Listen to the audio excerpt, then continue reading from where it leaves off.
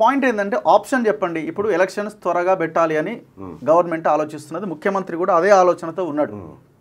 ఇప్పుడు పెట్టకపోతే కేంద్ర నిధులు రావు, చాలా ఇబ్బంది అవుతుంది. ఆల్మోస్ట్ 7-8 months అయిపోయింది, ఏది దాదాపు 1 year అవుతున్నది సర్పంచ్ల పదవీ కాలం పూర్తయి సర్పంచ్లను నియమించాలి అని. సో ఇప్పుడు ఆప్షన్స్ ఏమున్నాయి, మీరు ఆప్షన్స్ చూపించండి. నేను చెప్తున్నా కులగణన డిలే అయ్యే అవకాశం ఉంది. కులగణన చేసి ఎందుకు డిలే అవుతుంది ఒక మాట చెప్పు. వాళ్ళు అంటున్నారు ఎందుకు మొత్తం డేటా బీహార్లో కులగణన చేసింది 5 వారాల్లో 5 వారాల్లో చేశారు బీహార్లో కులగణన. తెలంగాణలో జనాభా 3.5 కోట్లే, బీహార్లో ఎక్కువ ఉన్నారు, బీహార్లో హౌస్ హోల్డ్స్ ఎక్కువ ఉన్నాయి. చివరికి కోర్టు ముందు మళ్ళీ కోర్టు తిరస్కరించాలి. ఫస్ట్ లెక్క చెప్పిడా కోర్టు సంగతి తర్వాత. ఫస్ట్ ఈ రాష్ట్రంలో ముదిరాజులు ఎంతమంది, గౌడ్లు ఎంతమంది, పద్మశాలీలు ఎంతమంది, యాదవులు ఎంతమంది, మున్నూరు కాపులు ఎంతమంది, డక్కలోళ్ళు ఎంతమంది, పెద్దమ్మలోళ్ళు ఎంతమంది, ఈ లెక్క చెప్పు ఫస్ట్. ఈ లెక్క కదా, ఈ లెక్క అడుగుతుంది.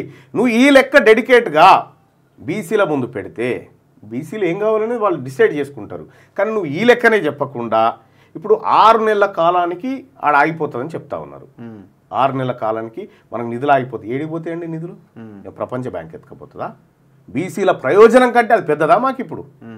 ఇప్పుడు 6 నెలల కాలం పాటు నిధులు ఆగిపోలేదా? మరి ఇప్పుడే కొత్తగా ఎందుకు ఆగిపోతాయి? ఆగిపోతే ఆగిపోని బీసీలు 70 సంవత్సరాల నుంచి అన్నీ ఆగిపోయే బతుకుతున్నారు కదా. ఒక 6 నెలలు ఆగిపోతే తప్పే ఉంది. కాబట్టి కాస్ట్ సెన్సస్ చేసి ఫస్ట్ నీ ప్రయత్నంలో లోపం లేదని మేము నిరూపించుకోవాల్సిన అవసరం. ఏం చేస్తారంటే నాకున్న అంచనా ఎలక్షన్స్ నోటిఫికేషన్కి ముందు క్యాస్ట్ సెన్సస్ చేస్తున్నామని జస్ట్ ఒక స్టెప్ ప్రారంభించి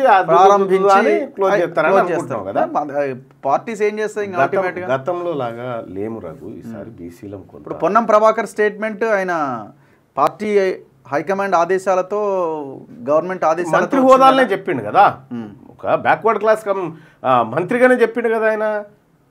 ఇప్పుడు పొన్నం ప్రభాకర్ మాట ఇప్పుడు ఇవాళ మధ్యాహ్నం ఎలక్షన్ కమిషన్ వాళ్ళు ఏదో సర్పంచ్ ఎన్నికల సన్నద్ధత కార్యక్రమాలు ఈ లోపు నాకు తెలిసి ఈ లోపు క్యాస్ట్ సెన్సస్ అయిపోతుంది అనుకుంటున్నాను నేను.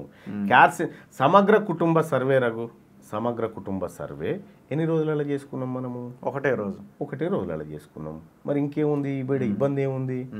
ఒక్క రోజులో సమగ్ర కుటుంబ సర్వే చేసుకునే శక్తి తెలంగాణ ప్రభుత్వం దగ్గర.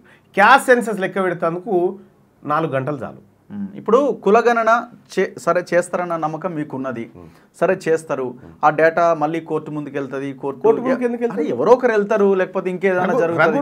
నువ్వు కులగణన ఆధారంగా నువ్వు రిజర్వేషన్లు పెంపు అనే అంశం వచ్చినప్పుడు కోర్టు అదే అంటున్నాను నేను.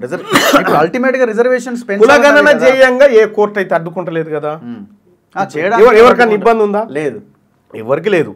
ఫస్ట్ నీకు క్లియర్గా ఉన్న అంశం కులగణనకు క్లియరెన్స్ ఉంది. యూ డూ ఫస్ట్ దట్, అది కంప్లీట్ చేద్దాం. ఓకే, అది కంప్లీట్ చేసి ఎస్ ప్రజలారా మీ కులగణన చేసినాం, బీసీలకు ఇగో ఇంత శాతం వాటా రావాలి as per Kamareddy declaration 42% reservation బీసీలకు ఇస్తామని మేము చెప్పినాం. ఇగో ఇప్పుడు కులగణన చేసినాం, చేస్తే ఇగో ఈ కులగణన ప్రకారం బీసీలో ఈ లెక్క తేలింది, బీసీలో క్యాస్ట్ వైజ్ ఈ లెక్క తేలింది. బీసీలో ఉన్నటువంటి టాప్ 5 కమ్యూనిటీస్ మాత్రమే అవకాశాలు పొందుతా ఉన్నాయి. ఈ కింద ఉన్నటువంటి బాలసంతాయనకు కూడా రావాలి కాబట్టి ఇగో బాలసంతాయనకు ఇంకో టికెట్ మేము ఇస్తున్నాం అని చెప్పి చెప్పుకోవడానికి కూడా అక్కడికి వస్తుంది. అవును, అక్కడికి వస్తుంది. కానీ ఇప్పుడు ఆ 42 కులగణన చేసిన 42% ఈ లోకల్ బాడీస్ ఎలక్షన్స్ లోపు అమలు చేయడం ఆప్షన్స్ ఏంటి?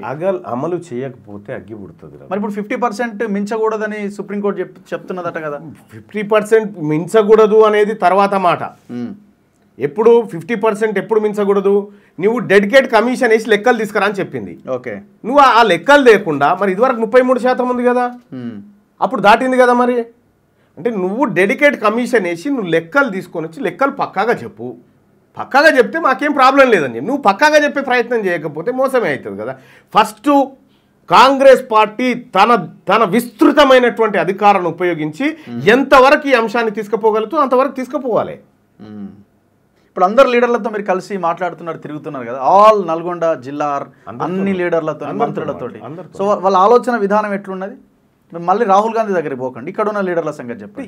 ఇక్కడున్న లీడర్లకు సంబంధించి నేను, ఎందుకంటే వీళ్ళతో ఎంతవరకు అవుతుందో నాకు తెలుసు కాబట్టి, ఇందులో ప్రధానంగా రిజర్వేషన్ అనేటువంటి తేనె తుట్ట తెరువు వీళ్ళు రారు. ఎందుకంటే వీళ్ళకి బీసీ ఓట్లు అవసరం కదా, బీసీ ఓట్లు అవసరం కాబట్టి మనం అనుకున్నాం చేసేద్దాం కానీ ఉంటుంది. లోపలేముంటుంది అనేది నీకు తెలుసు, నాకు తెలుసు, అందరికి తెలుసు. కానీ బయటికి మాత్రం ఇది, వీళ్ళు బయటపడ్డ రోజు మాత్రం చాలా ఉంటుంది. వీళ్ళు ఎప్పుడు బయటపడతారు? నీ క్యాస్ట్ సెన్సస్ బయటకు వచ్చినప్పుడు బయటపడతారు. ఈ క్యాస్ట్ సెన్సస్ అనేది చాలా ఇంపార్టెంట్. ఇప్పుడు లోకల్ బాడీస్లో సర్పంచ్లు, ఎంపీటీసీలు, జెడ్పీటీసీలు, చైర్పర్సన్లు, కౌన్సిలర్లు, ఈ వ్యవస్థ అన్నది ఎమ్మెల్యేలను నిర్దేశించే వ్యవస్థ ఇదంతా కూడా. అంటే వాళ్ళ పట్టు ఉంటేనే ఇక్కడ ఎమ్మెల్యే కానీ ఎంపీ కానీ ఈ పార్టీలు అధికారంలోకి రావడానికి అవకాశం ఉంటుంది. అంటే వాళ్ళని ప్రజలు మొబిలైజ్ చేయగలిగే శక్తి సామర్థ్యాలు వాళ్ళకు ఉంటాయి.